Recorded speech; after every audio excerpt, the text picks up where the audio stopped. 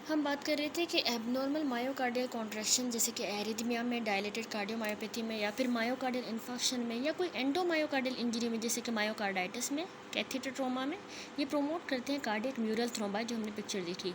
जबकि जो ulcerated atherosclerotic प्लैक्स होते हैं और जो एनिरिज्मल डायलेशन होती है वो एओर्टिक थ्रोम्बोसिस को प्रोमोट करती हैं। ये वाली पिक्चर देखिए, इसमें एओर्टिक थ्रोम्बोसिस दिखाई गई है, laminated thrombus in the dilated abdominal aortic aneurysm. इसमें न्यूमरस फ्राइबल म्यूरल थ्रोम्बाई हैं जो कि सुपर इम्पोज हुए on advance atherosclerotic lesion of the more proximal aorta. Arterial thrombi जो है ना वो फ्रीक्वेंटली ऑक्लूसिव होते हैं। ये टिपिकली प्लेटिलेट्स में रिच होते हैं as the process of underlying their development, जैसे कि एंडोथेलियल इंजरी लीड करता है प्लेटलेट की एक्टिवेशन में। Aldous usually super impose on the ruptured atherosclerotic plaque, other vascular injuries जैसे वास्कुलाइटिस, ट्रोमा भी अंडरलाइन कॉज करा सकता है, हो सकता है। इसके अलावा वीनस थ्रोम्बाई जैसे कि फ्लेबोथ्रोम्बोसिस जो है ना वो ऑलमोस्ट इनवेरिएबली ऑक्लूसिव होती है। ये फ्रीक्वेंटली प्रोपागेट करते हैं कुछ डिस्टेंस में टुवर्ड द हार्ट और एक लॉन्ग कास्ट बना देते हैं विद इन द वेसल के लूमेन में, that is prone to give rise to the emboli.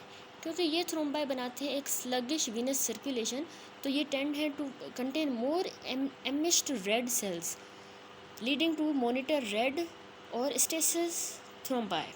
वीन्स हमारी लोअर एक्सट्रीमिटीज़ की मोस्ट कॉमनली अफेक्ट होती है, 90% ऑफ द वीनस थ्रोम्बोसिस होती है।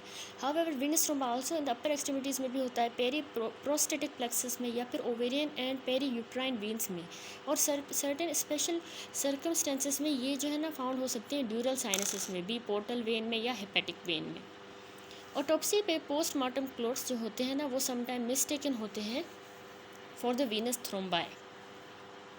हाउएवर फॉर्मर जो कि वीनस थ्रोम्बाई हैं ये जेलेटिनस होते हैं, और क्योंकि रेड सेल्स की वजह से ये सेटल करते हैं जिनको डार्क रेड डिपेंडेंट पोर्शन होता है और येलो चिकन फैट होता है, चिकन फैट अपर पोर्शन होता है, और नीचे जो ना डार्क रेड पोर्शन होता है। इनको ना यूजुअली ये अटैच नहीं होते अंडरलाइंग वेसल वॉल के साथ। बाय कॉन्ट्रास्ट हमारी जो रेड थ्रोम्बा है वो टिपिकली फर्म होते हैं और ये फोकली अटैच होते हैं वेसल की वॉल के साथ, और इनमें ना ग्रे स्ट्रैंड्स होते हैं और डिपॉजिटेड फिब्रिन भी होता है रेड थ्रोम्बाई में। थ्रोम्बाई हार्ट वाल के को हम वेजिटेशन कहते हैं। बैक्टीरियल या फंगल ब्लड बॉर्न इन्फेक्शन ना कॉज कराते हैं वाल्व का डैमेज, जिसकी वजह से डेवलपमेंट हो जाती है लार्ज थ्रोम्बोटिक मैसेस की, जैसे कि इन्फेक्टिव एंडोकार्डाइटिस। स्टीराइल वेजिटेशंस भी डेवलप कर सकती हैं नॉन इन्फेक्टेड वाल्व्स पे in the hypercoagulable states में, lesion of the so called non bacterial thrombotic endocarditis ये कहा जाता है। Less commonly sterile verrucous endocarditis भी होती है जिसको लिबमैन सैक्स एंडोकार्डाइटिस कहा जाता है। ये सेटिंग ऑफ सिस्टेमिक लूपस एरिथमेटिस में होता है। उसके बाद यहाँ पे देखें फेट है थ्रोम्बस की। अगर पेशेंट सर्वाइव कर जाता है इनिशियल थ्रोम्बोटिक इवेंट को during the ensuing days to weeks, thrombus जो इवॉल्व करता है through some combination of the following 4 processes. Propagation हो जाएगी, थ्रोम्बस इनलार्ज हो जाएगा through the acceleration of additional platelets and fibrin, और इंक्रीज कर देगा odds of the vascular occlusion और एम्बोलाइजेशन। या तो एम्बोलाइजेशन हो जाती है पार्ट, या फिर सारे का सारा थ्रोम्बस डिसलॉज हो जाता है और फिर ट्रांसपोर्ट होता है कहीं और वास्कुलेचर में, या डिसोल्यूशन हो जाती है। यानी कि अगर थ्रोम्बस नया न्यूली फॉर्म्ड है, एक्टिवेशन फिब्रिनोलाइटिक फैक्टर्स की लीड करती है इसकी रैपिड श्रिंकेज और कंप्लीट डिसोल्यूशन। अगर ओल्डर थ्रोम्बा है तो एक्सटेंसिव फिब्रिन पॉलीमराइजेशन रेंडर कर देगी थ्रोम्बस को substantially more resistant to the plasmin induced proteolysis, resistant हो जाएगा इसको ज़्यादा, एंड द लाइसिस इज़ इनइफेक्चुअल।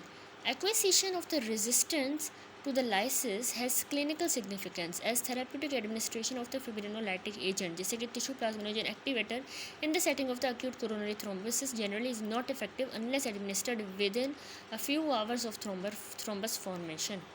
तो जल्दी ही देने होते हैं हमें फिब्रिनोलाइटिक एजेंट्स, ठीक है। या उसकी ऑर्गेनाइजेशन और रीकैनालाइजेशन हो सकती है। देखिए ओल्डर थ्रोम्बाई हमारे ना ज़्यादा ऑर्गेनाइज होते हैं by the in growth of the endothelial cells, smooth muscle cells and fibroblast, इनकी इन ग्रोथ की वजह से।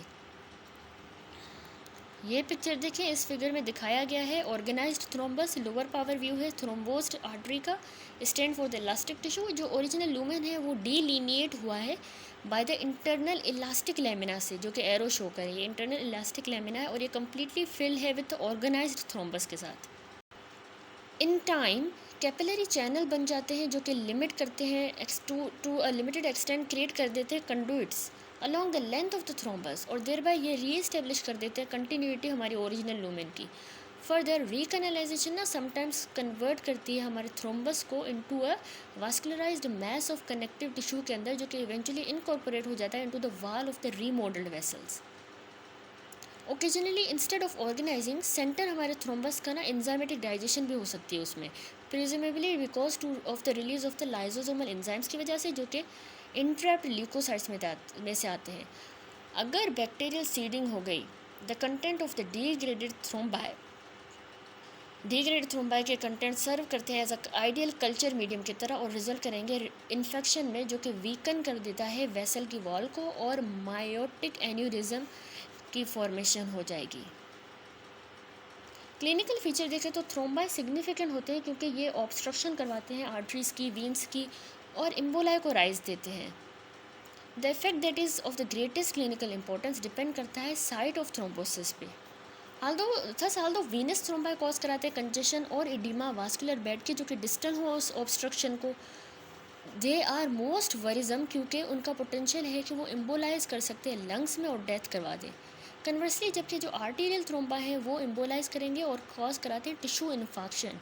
उनकी टेंडेंसी है कि वो ऑब्स्ट्रक्ट करें वेसल्स को, जैसे कि कोरोनरी को और सेरिब्रल को, ये कंसिडरेबली ज़्यादा इंपॉर्टेंट है। अब वीनस थ्रोम्बोसिस यानी कि फ्लेबोथ्रोम्बोसिस को पढ़ते हैं। मोस्ट थ्रोम्बाई वीनस थ्रोम्बाई जो होते हैं ना, वो सुपरफिशियल या deep veins of the leg में होते हैं। सुपरफिशियल हमारी वीनस थ्रोम्बोस जो है वो यूजुअली अराइज करते हैं हमारी सेफिनस सिस्टम में, पार्टिकुलरली सेटिंग ऑफ द वेरिकोसिटीज जैसे होती है। ये रेयरली इम्बोलाइज करते हैं, रेयरली, लेकिन ये पेनफुल हो सकते हैं और ये ना लोकल कंजेशन करवा सकते हैं, स्वेलिंग करवा सकते हैं, इम्पेयर्ड वीनस आउटफ्लो हो सकता है, predisposing to the overlying skin to development of infections and varicose ulcer बन जाते हैं। डीप वेन थ्रोम्बोसिस होती है लार्जर लेग की वेन्स में या फिर अबव द नी जॉइंट के, जैसे पॉप्लिटियल में, फीमोरल में या फिर इलियक वेन में। ये ज़्यादा सीरियस होते हैं क्योंकि ये प्रोन होते हैं टू एम्बोलाइज। आल्दो इस तरह की डीप वेन थ्रोम्बोसिस कॉज कराती है लोकल पेन और एडिमा, तो कोलेटरल चैनल ऑफन सर्कमवेंट करते हैं वीनस ऑब्स्ट्रक्शन को। कॉन्सिक्वेंटली डीप वेन थ्रोम्बोसिस ना इंटायरली एसिम्टोमेटिक होती है इन अप्रोक्सीमेटली 50% ऑफ द पेशेंट्स में, और ये रिकॉग्नाइज होती है सिर्फ आफ्टर जब ये एम्बोलाइज कर जाए लंग्स में। फिर है lower extremity deep vein thrombosis, ये ना स्टेसिस के साथ होती हैं एसोसिएटेड, और इन हाइपर कोएगुलेबल स्टेट के साथ, जैसे कि हमने 4.2 टेबल में देखा earlier. Thus common pre disposing factor include करता है congestive heart failure, bed rest और इमोबिलाइजेशन। जो लेटर टू है बेड रेस्ट और इमोबिलाइजेशन, ये रिड्यूस करते हैं मिल्किंग एक्शन हमारे लेग मसल्स का एंड थस स्लो कर देंगे हमारे वीनस रिटर्न को। ट्रॉमा हो गई, सर्जरी, बर्न्स हो गए, ना कि सिर्फ इमोबिलाइज करते हैं पेशेंट को, लेकिन ये वास्कुलर इंजरी के साथ भी एसोसिएटेड होते हैं। प्रोकोएगुलेंट का रिलीज़ होता है और हेपेटिक सिंथेसिस ज़्यादा हो रही होती है कोएगुलेशन फैक्टर्स की, और टिश्यू प्लाज्मिनोजन एक्टिवेटर की प्रोडक्शन जो है वो कम होती है। मैनी फैक्टर कंट्रीब्यूट करते हैं थ्रोम्बोटिक डायस्टेसिस में, प्रेगनेंसी में। In addition potential for amniotic fluid infusion into the circulation at the time of the delivery, pressure produced by enlarging fetus and the uterus can produce stasis in the veins of the leg, and late pregnancy and postpartum period are associated with the hypercoagulability. Tumour जो associated होता है प्रोकोगुलेंट, tumour associated प्रोकोगुलेंट का release largely responsible होता है increase risk of थ्रोम्बोएम्बोलिक phenomena के लिए, जो कि डायसेमिनेटेड कैंसर में देखा गया है। देखिए ये समटाइम ना रेफ़र किए जाते हैं एज अ माइग्रेटरी थ्रोम्बोफेलिबाइटिस, क्योंकि इनकी टेंडेंसी है to involve several different venous beds transiently या फिर as a process syndrome for the physician who both describe the disorder and suffered from it. Regardless of the specific clinical setting, risk DVT का ज़्यादा होता है in person जो 50 years से ऊपर होते हैं। फिर आर्टियल और कार्डियक थ्रोम्बोसिस। अब देखें एथेरोस्क्लेरोसिस